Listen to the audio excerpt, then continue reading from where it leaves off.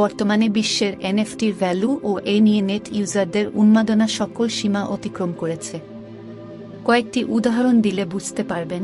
টুইটারের CEO Jack Dorsey তার প্রথম টুইটের একটি ক্লিপ এনএফটির মাধ্যমে নিলামে তোলেন। সেই এনএফটি বিক্রি হয় $2.5 মিলিয়ন দামে। বিপল নামক একজন ডিজিটাল আর্টিস্টের 5,000 ছবির একটি পোর্টফোলিও বিক্রি হয়েছিল $69 মিলিয়ন। নিয়ান ক্যাট নামক একটি অ্যানিমেটেড জিফ বিক্রি করা হয়েছে প্রায় $5 মিলিয়ন। ডিসেন্ট্রাল্যান্ড নামে একটি ভিডিও গেম বিক্রি হয়েছে $80 লাখ। অনেকের মনে প্রশ্ন আসতে পারে যে এই সামান্য জিনিসগুলোর জন্য মানুষ কেন এত টাকা খরচ করে। প্রথমত এটা মানুষের শখ, আর দ্বিতীয়ত হচ্ছে এই প্রোডাক্টটির অরিজিনালিটি, অর্থাৎ প্রোডাক্ট যতই সামান্য হোক এটার অরিজিনাল কপি সবসময়ই কালেক্টরদের কাছে পরম আকাঙ্ক্ষিত। এই কারণে নেট বিশ্বে এনএফটি বেচাকেনা অনেক বড় একটি ইনকামের প্রসপেক্ট হয়ে দাঁড়িয়েছে। যারা এ ব্যাপারে আগ্রহী তাদের প্রথমত জানতে হবে বর্তমান সময়ে কী ধরনের ডিজিটাল প্রোডাক্ট এনএফটি হিসেবে বিক্রি হচ্ছে। সেগুলো হলো digital art, GIF, video, sports highlight, collectibles, virtual avatar, video game skin, designer sneakers, গান, বই, প্রবন্ধ, রিসার্চ। এনএফটি থেকে অর্থ উপার্জনের সবচেয়ে বড় উপায় হল আপনার প্রোডাক্টটিকে এনএফটি বানিয়ে সেটিকে ডিজিটাল আর্ট রূপে বিক্রি করা। উদাহরণস্বরূপ, যদি আপনি একজন ফটোগ্রাফার বা লেখক হন, তাহলে আপনি আপনার ছবি বা বইয়ের এনএফটি তৈরি করে বিক্রি করতে পারেন। যদিও মার্কেটে আপনার ছবি বা বইয়ের হাজার হাজার কপি রয়েছে, কিন্তু যারা আপনার কাছ থেকে আপনার ছবি বা বইটি এনএফটি হিসেবে কিনবে তারা সরাসরি আপনার অরিজিনাল কপিটি পেয়ে যাচ্ছে। যখন কোনো ব্যক্তি ডিজিটাল আর্টের এনএফটি তৈরি করেন, তখন তিনি শুধুমাত্র এককালীন অর্থই পান না, এর সাথে তিনি 10%, 25%, 30%, 40% এবং 50% পর্যন্ত মুনাফাও পেয়ে থাকেন, এবং এটি হলো এনএফটি থেকে অর্থ উপার্জনের সবচেয়ে সহজ উপায়। যে ব্যক্তি আপনার কাছ থেকে এনএফটি কিনেছেন সে যদি পরে অন্য কারো কাছে ওই এনএফটি বিক্রি করে দেয়, তবে বিক্রয়ের অর্থ আপনার দেওয়া পার্সেন্টেজ অনুযায়ী আপনার ওয়ালেটেও যোগ হবে।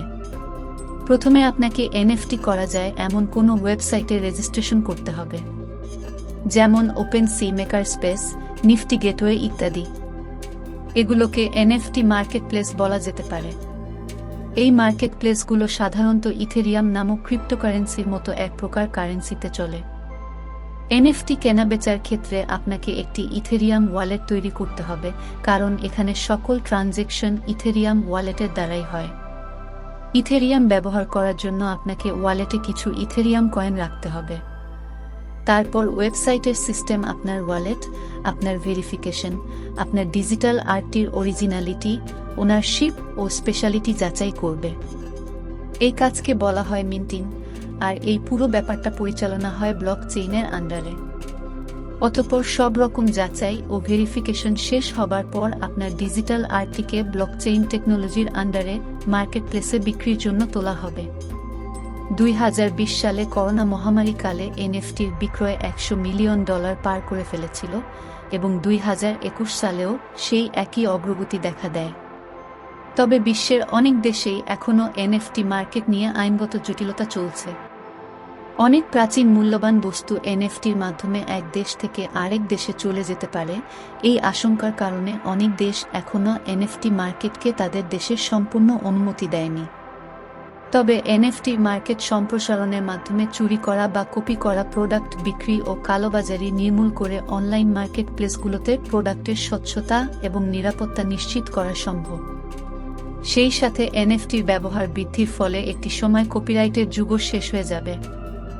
সব মিলিয়ে এনএফটির প্রতি মানুষের আগ্রহ ও উৎসাহ দিন দিন বেড়েই চলেছে। কেউ শখের বসে, আবার কেউ ক্যারিয়ার গড়তে এই মার্কেটপ্লেসের সাথে যুক্ত হচ্ছে। সুতরাং এ থেকে বোঝাই যাচ্ছে ভবিষ্যতের পৃথিবীতে ব্লকচেইন ও ক্রিপ্টোকারেন্সির সাথে সাথে এনএফটিও একটি যুগান্তকারী বিপ্লব ঘটাতে চলেছে। আশা করি আজকের এই ভিডিও থেকে কিভাবে এনএফটি তৈরি করে আয় করা যায় ও ভবিষ্যৎ বিশ্বে এনএফটির আসন্ন সম্ভাবনা সম্পর্কে আপনারা একটি ধারণা লাভ করেছেন। ভিডিওটি ভালো লাগলে লাইক করুন ও ভবিষ্যতে এ ধরনের আরও তথ্য সমৃদ্ধ ভিডিও পেতে চ্যানেলটি সাবস্ক্রাইব করুন।